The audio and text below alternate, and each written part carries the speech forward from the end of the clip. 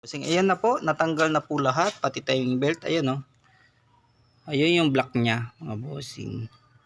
Pati oil filter, papalit na po tayo lahat yan. Lahat po ng makikita nating pwedeng palitan, ipapalitan na po natin.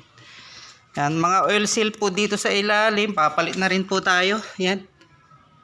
Palitan na natin lahat yan. Pati mga langis, cancel na natin yan. Kasi ang langis niya ay, kala mo parang putik, hindi na yata nag-cancel yung dating may-ari. Ayan o. Parang galing na sa putik mga bossing. Ayun, natanggal na rin po yung ating timing belt. Napakanipis na po, halos mapuputol na. Hindi na rin nagpapalit yung dating may-ari. Buti hindi siya natatakot maputulan. Ito yung mga oil seal.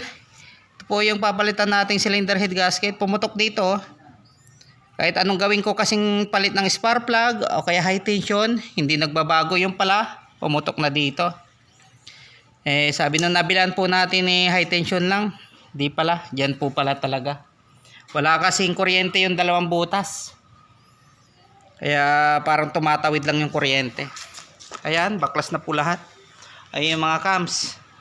Yung head po natin. Palitan na po natin. Tapos, ngayon, bibili na po tayo ng mga piyesa ang kailangan po natin. Kaya tatakbo na po ako para makabili ng piyesa.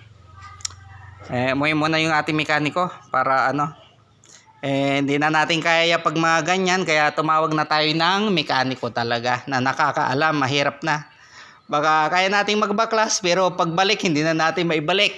Baka ang takbo ay paatras na mga bossing imbis na paabante. Ayun, update ko po kayo pag okay na tong ating SE Limited na Toyota small body. All power po yan power steering, power window. Ayan po yung pump ng power steering. Kaya ito, siguro pagkatapos nito talagang pwede na pong i-long drive yan kapag natapos na po mga bossing. Saka papaganahin ko pa yung mga power window niyan, di rin nagana. Ito ay marami na po ako nagawa. Ito, lalo to major issue yan. Hindi po siya basta-basta lang gawa ng sa makina talaga. Kaya palit na po natin. Ayun lang po, maraming salamat po.